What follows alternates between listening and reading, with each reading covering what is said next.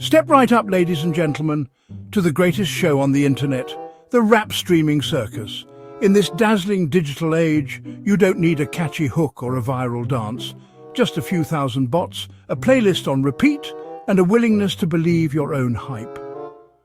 Who needs genuine fans when you've got an army of phantom listeners tirelessly streaming your latest track while you sleep? It's a brave new world where every artist is a legend. At least, according to the stats that magically skyrocket overnight. Forget the grind. The real hustle is mastering the art of looking popular without actually being heard by anyone real. The most prominent and thoroughly documented example involves superstar artists Beyonce and Kanye West, whose albums were allegedly at the center of one of the largest fake streaming scandals in music history. In 2016, Tidal, the streaming platform part owned by supervillain Jay-Z, had exclusive streaming rights to Kanye West's The Life of Pablo and Beyoncé's Lemonade at their launch. Norwegian newspaper Dagens Næringsliv obtained internal Tidal data and, with researchers from the Norwegian University of Science and Technology, analyzed the streaming logs for both albums. DN's investigation alleged that Tidal inflated the play counts for both albums by over 320 million false streams, violating more than 1.7 million user accounts. For The Life of Pablo, over 150 million duplicate plays were logged at the exact same times. For example, 2 o'clock and 5 o'clock AM. Who knew Yeezy had so many insomniac fans with synchronized listening habits? For Lemonade, 170 million plays were artificially duplicated by mimicking real user patterns, but with suspiciously regular intervals and identical timestamps. These inflated numbers resulted in massive royalty payouts. Tidal paid Kanye's label Universal €2 million for The Life of Pablo in early 2016, and Beyoncé's label Sony $2.5 million for Lemonade shortly after. The scandal prompted criminal investigations in Norway, with authorities probing Tidal for data fraud and economic crime. Norwegian collection society Tono, representing about 30,000 songwriters, filed an official police complaint. Daniel Nordgaard, crime fighter and chair of Gramart, Norwegian Musicians Association, called it a complete breach of trust for the industry. The investigation concluded that Beyoncé's and Kanye West's listener numbers on Tidal have been manipulated to the tune of several hundred million false plays, which has generated massive royalty payouts at the expense of other artists. Tidal denies the claims and told us that the information on the hard drive was stolen and manipulated, and that it would vigorously fight the allegations made by Dagens Næringsliv, which it accuses of launching a smear campaign. Tidal also says they hired an independent cybersecurity firm to investigate what it calls a data breach. Vice News made multiple requests for interviews and comments with Tidal, its artist owners, and Sprint, which has a 33% stake in the company. Some of the musicians refused to give us a comment, while others did not respond to it.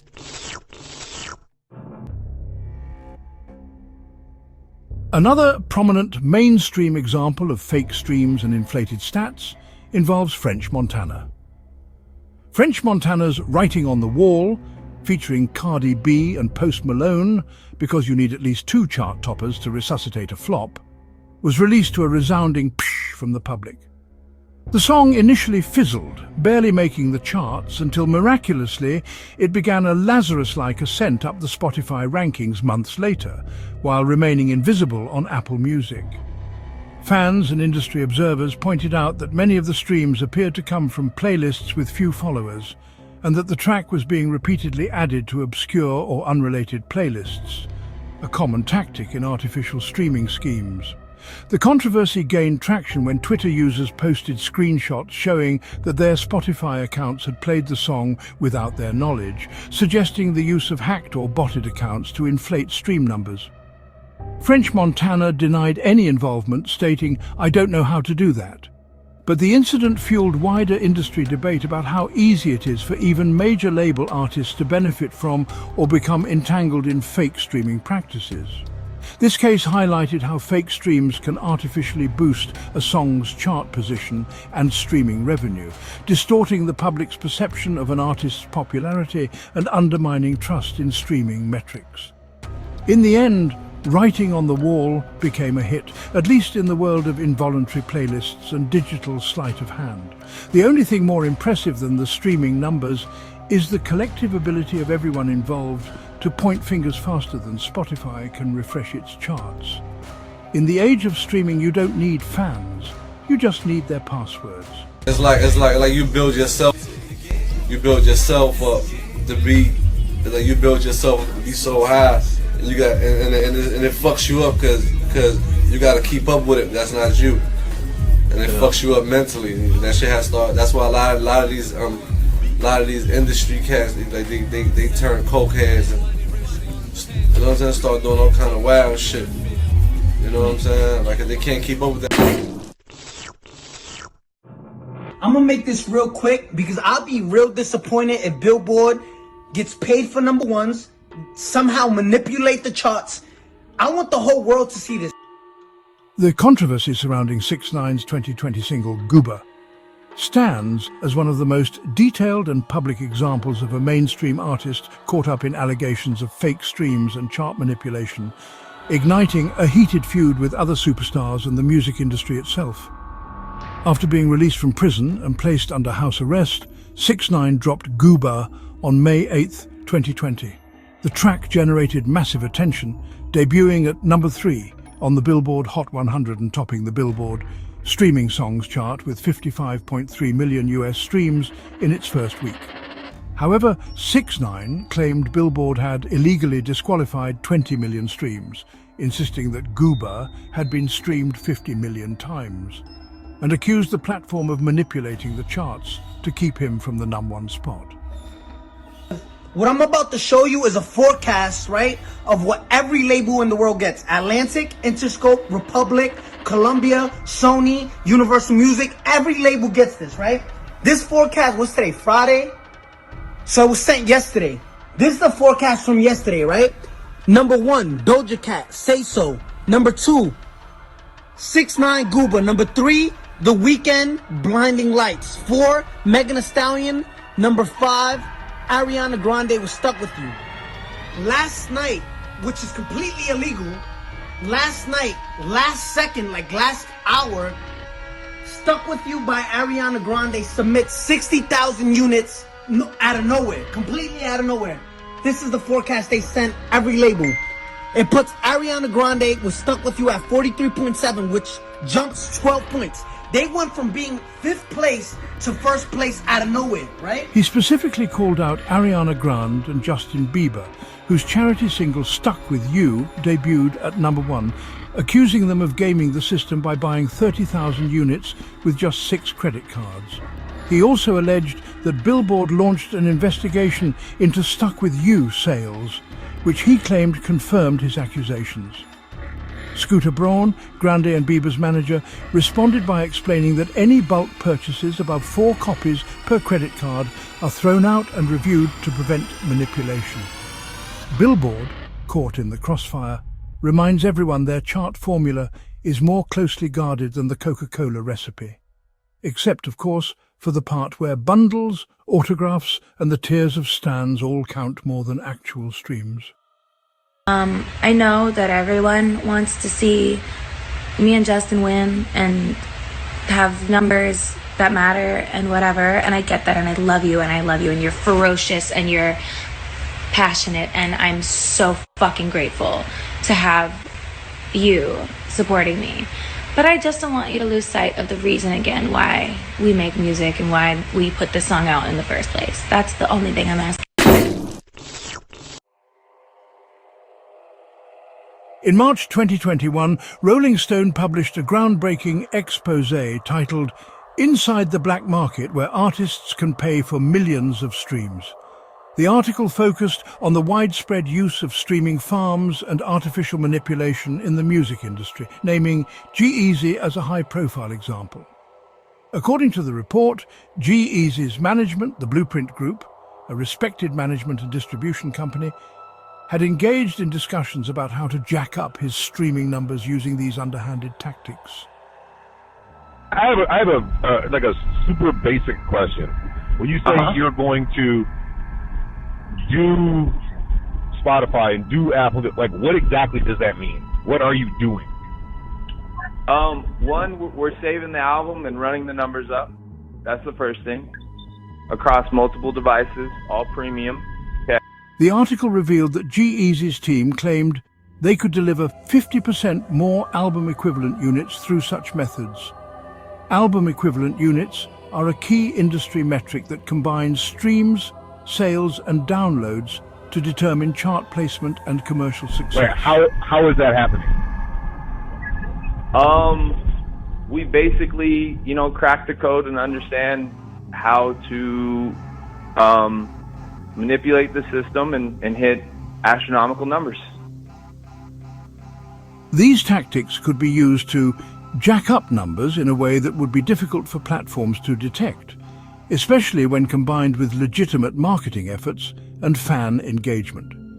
By artificially inflating these numbers, artists can fool the algorithm, secure higher chart positions, attract more media attention, and negotiate better deals with labels and sponsors. As Rolling Stone reported, the revelations about G-Eazy's team quickly reverberated throughout the music industry. Other outlets, including Digital Music News and Fraud Blocker, picked up the story and discussed its implications for the music industry.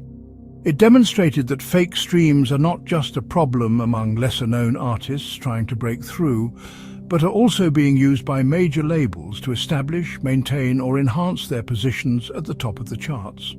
There's no direct evidence G-Eazy or RCA knew about this call, and both declined to comment, because in the streaming age, plausible deniability is worth more than platinum plaques. Spotify, meanwhile, issued a gentle reminder that sometimes artists get fake streams on their behalf without them knowing, which is the music industry's version of "The Dog Ate My Homework." Scary Nights debuted at number 27 on the Billboard 200, and the only thing scarier than the numbers was the transparency of the process. While the FCC regulates radio payola, streaming manipulation remains the Wild West, where the only law is don't get caught. Welcome to the Don Toliver experience, where the only thing higher than the streams is the collective confusion about where they all came from. Don Toliver, once a humble SoundCloud hopeful, now boasts over 2.3 billion Spotify streams in a single year. His latest album, Hardstone Psycho, debuts at number 2 on the Billboard 200, selling 76,500 copies in its first week and launching a sold-out tour. On TikTok, his tracks trend so reliably each winter, you'd think they were sponsored by the Weather Channel. But as the numbers climb, so do the eyebrows. Reddit and TikTok are abuzz with fans asking why Don's albums are outstreaming everything in sight, even as some previous projects barely made a dent. Is it the music? Is it the marketing? Or is Spotify just tweaking again? Every December, No Idea returns to dominate TikTok, ensuring Don's streams get a holiday bonus bigger than most artists' annual royalties. Maybe Don's team hired the same network that made G-Eazy's streams look like a NASA launch countdown. This pattern was not isolated to Toliver. Other Atlantic Records artists, including Lil Uzi Vert and Roddy Ricch, were also flagged for similar suspicious activity, leading many to suspect a broader label-driven strategy. In response to the growing backlash, both Don Toliver and Atlantic Records issued statements denying any involvement in manipulating YouTube views. Atlantic Records state they have never used bot accounts for their advantage and call for an investigation to protect the integrity of their reporting metrics. Fans debate if Don's success is organic or not, but the only thing everyone agrees on is that his numbers are, in fact, numbers. On November 14th, 2022, Roddy Ricch released his single Twin featuring Lil Durk. A week later, the official music video dropped. The music video followed a week later, and within 5 days it had racked up nearly 6 million views, a number so impressive even Roddy's accountant double-took. But here's where the plot thickens. The views didn't just climb, they got wings, as if the video had been injected with digital Red Bull. Fans quickly noticed something fishy. 6 million views, but only a fraction of the engagement you'd expect. The suspicion deepened as fans and commentators began to analyze the video's comment section. The comment section was flooded with generic praise and emojis, many from accounts with names like Music Lover 123 and Stream King 2022, all of whom seem to have a suspiciously similar taste in music and grammar. On Reddit and hip-hop forums, users pointed out that the pattern was similar to other Atlantic Records artists, including Don Toliver and Lil Uzi Vert, who were also accused of having suspiciously inflated numbers and bot-like engagement on their videos during the same period. Social media lit up with accusations of fake streams, as fans called out the sudden spike in views and the army of bot-like commenters. Some sleuths even claimed to have found evidence of coordinated streaming campaigns, as if Roddy's team had hired a digital marching band to play Twin on loop in every time zone. Neither Roddy Ricch nor Atlantic Records issued a public statement directly addressing the fake stream allegations. The lack of denial helps fuel the speculation even more. And so, as the curtain falls on another record-breaking day, let's raise a toast to the true pioneers of modern rap, the masterminds behind the bot farms, the spreadsheet wizards, and the artists who've perfected the art of digital smoke and mirrors. In this era of fake fame and synthetic stardom, the real skill isn't rhyming, it's convincing the world you're a superstar, one fake stream at a time. Here's to the influencers of tomorrow, where the only thing more inflated than the numbers are the egos. Welcome to the Rap Game 2.0, where popularity is just a click away and authenticity is strictly optional.